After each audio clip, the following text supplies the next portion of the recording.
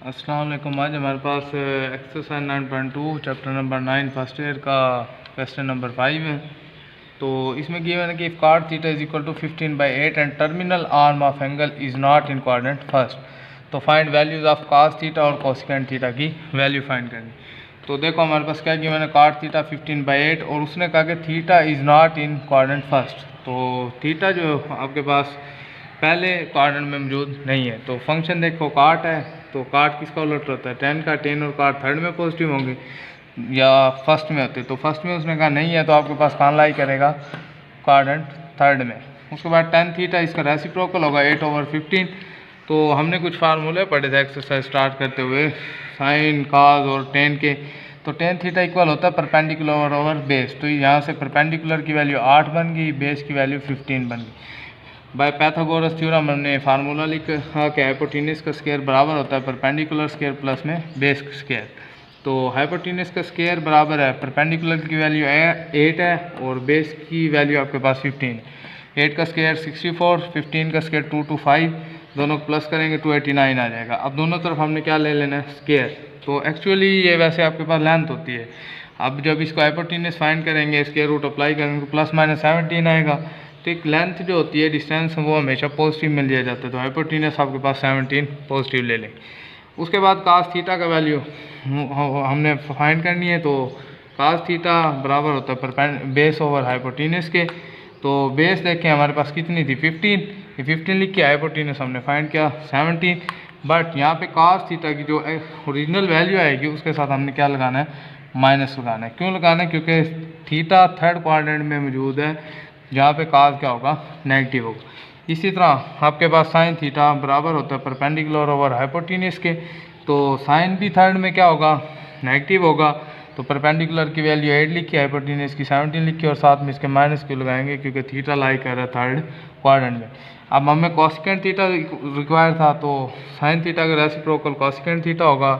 8 नीचे आ जाएगा, 17 ऊपर चला जाएगा। तो ये हमारे पास जो हमने वैल्यूज़ फाइंड करनी थी वो कर ली।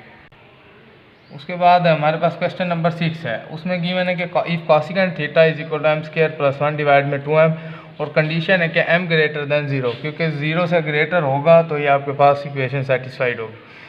और इनटू में है 0 लेस देन है थीटा और थीटा लेस देन है π/2, मतलब थीटा जो लाई करता है 0 से 90 के दरमियान लाई करेगा। Find value of trigonometric function. तो सबसे पहले ये हमने पढ़ लिया कि थीटा कहाँ लाई करेगा, फर्स्ट क्वाड्रेंट में।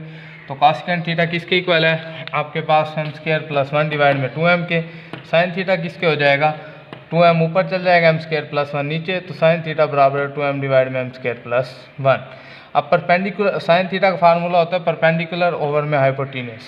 तो यहाँ से परपेंडिकुलर की वैल्यू 2m बन जाएगी, हाइपोटेन्यूज की m² + 1। अगेन हमने पैथागोरस थ्योरम वाला फार्मूला लगाया, हाइपोटेन्यूज का स्क्वायर बराबर परपेंडिकुलर का स्क्वायर प्लस में बेस का स्क्वायर। तो यहाँ पे हमारे पास हाइपोटेन्यूज और परपेंडिकुलर नाउन है, जबकि बेस अननाउन है। तो वैल्यू पुट कर देंगे हाइपोटेन्यूज की m² + 1, इसका स्क्वायर, परपेंडिकुलर का स्क्वायर 2m का स्क्वायर प्लस बेस का स्क्वायर वैसे का वैसे। इसको बाय फार्मूला ओपन करेंगे, a + b होल स्क्वायर। यहाँ पे a की वैल्यू m² है और b की वैल्यू है 1। तो हमारे पास m² a की वैल्यू है, तो फार्मूला इसका क्या होता है, a² + b² + 2ab। तो ये a² लिखा, ये प्लस b² लिखा प्लस 2ab लिखा, इज इक्वल टू 2m का स्क्वायर जो होगा वो 4m² बन जाएगा प्लस बेस स्क्वायर वैसे। अब नेक्स्ट टाइम में हमने इनको खोलना नहीं, क्योंकि एंड में जाके दोबारा क्लोज करना पड़ेगा। तो m² प्लस का स्क्वायर ये वैसे का वैसे रहने देना, प्लस 1 का स्क्वायर भी वैसे। जस्ट इस m² वाले हिस्से को सोल्व करेंगे तो 2m का स्क्वायर बनेगा, ये प्लस का 4m² इस तरफ आएगा तो माइनस का 4m² बन जाएगा, इज इक्वल टू बेस का स्क्वायर। तो m² का स्क्वायर प्लस 1 का स्क्वायर, ये प्लस माइनस माइनस होगा, इनके जो वेरिएबल है वो सेम है। तो आपके पास -4 में से +2 को जब माइनस कराएंगे तो माइनस का 2m² आ जाएगा।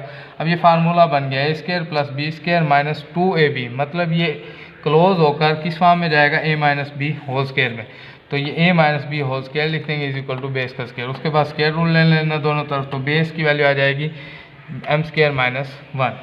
अब हमने क्या फाइंड करना है, ट्रिग्नोमेट्रिक फंक्शन फाइंड करने थे जो कि बचे हुए। तो cos थीटा हमें पता है बेस ओवर हाइपोटेन्यूज के इक्वल होता है। अब हमारे पास बेस है एम स्क्वायर माइनस वन, ये एम स्क्वायर माइनस वन लिख दिया, hypotenuse m square plus one, तो एम स्क्वायर प्लस वन लिख दिया।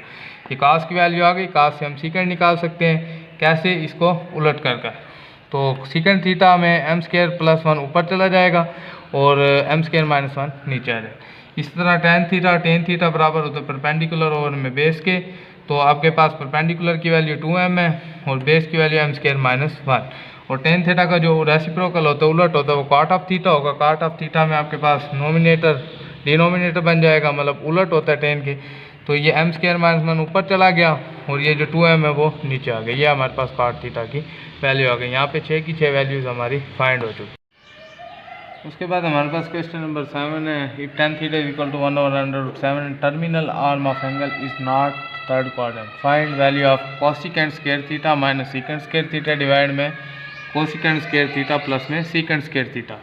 तो हमें ये दो वैल्यू पहुँचेंगे चाहिए, इन तक पहुँचने के लिए हम टेन को यूज़ करेंगे।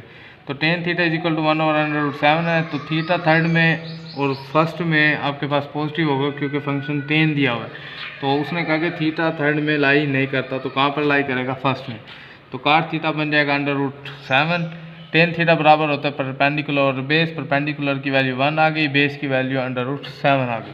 हाइपोटेन्यूस का स्क्वायर बराबर परपेंडिकुलर स्क्वायर प्लस में बेस का स्क्वायर, हाइपोटेन्यूस का स्क्वायर बराबर है 1 का स्क्वायर प्लस √7 का स्क्वायर, इनकी जगह पे वैल्यू पुट कर दी, तो 1 का स्क्वायर 1 और स्क्वायर से स्क्वायर रूट कैंसिल, तो ये 7 आ जाएगा। हाइपोटेन्यूस का स्क्वायर इज इक्वल टू 8 आ जाएगा, बोथ साइड पे स्क्वायर रूट ले लेंगे, तो हाइपोटेन्यूस का जो वैल्यू है वो √8 आ जाएगी, हम क्योंकि यहाँ पे +1 लेते हैं।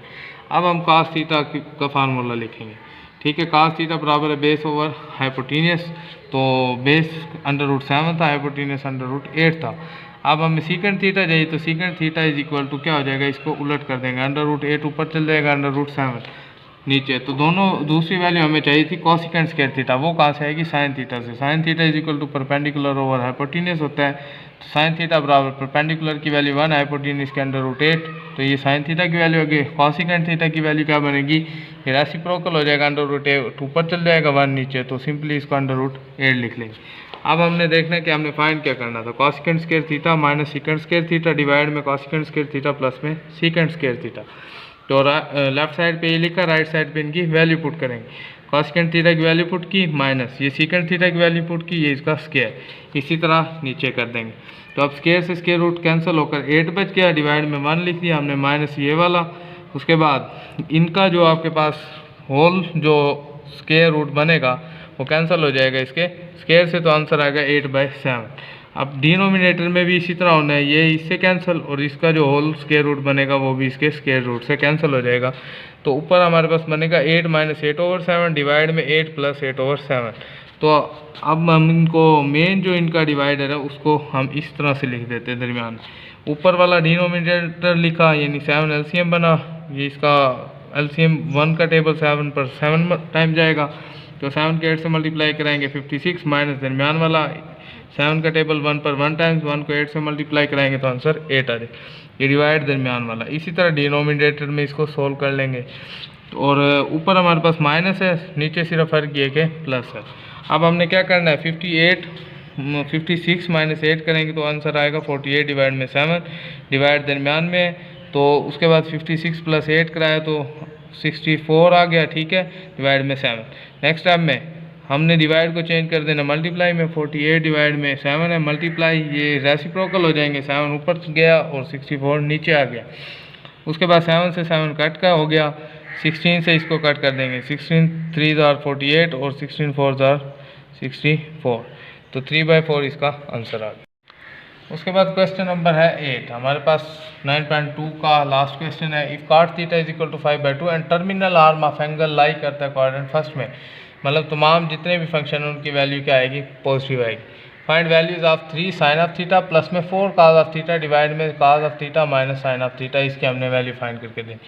तो गिवन है cot theta is equal to 5/2, तो थीटा फर्स्ट क्वाड्रेंट में लाई करता है, tan थीटा की वैल्यू यहाँ से क्या बनेगी, 2/5 हो जाएगी। तो tan थीटा को वही फार्मूला लिखा, परपेंडिकुलर और बेस, तो यहाँ से परपेंडिकुलर और बेस निकालेंगे, परपेंडिकुलर की वैल्यू 2 है, बेस की वैल्यू 5 है। अब हमने पाइथागोरस थ्योरम को यूज़ किया कि हाइपोटेन्यूस का स्क्वायर बराबर परपेंडिकुलर स्क्वायर प्लस में बेस का स्क्वायर, तो हाइपोटेन्यूज का स्क्वायर बराबर है, परपेंडिकुलर का वैल्यू 2 है, बेस की 5 है, दोनों की वैल्यू पुट की, 2 का स्क्वायर 4, 5 का स्क्वायर 25, तो हाइपोटेन्यूज का स्क्वायर इज इक्वल टू आ गया 29। अब बोथ साइड में हमने क्या लेना है स्क्वायर रूट, तो हाइपोटेन्यूज की वैल्यू आ जाएगी √29।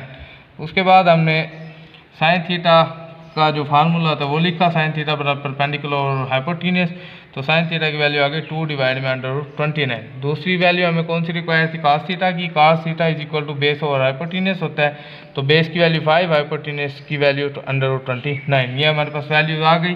अब जस्ट जो चीज़ उसने फाइंड करने के लिए कहा है वो है 3 sine of theta plus 4 cos of theta divide में cos theta minus sine of theta.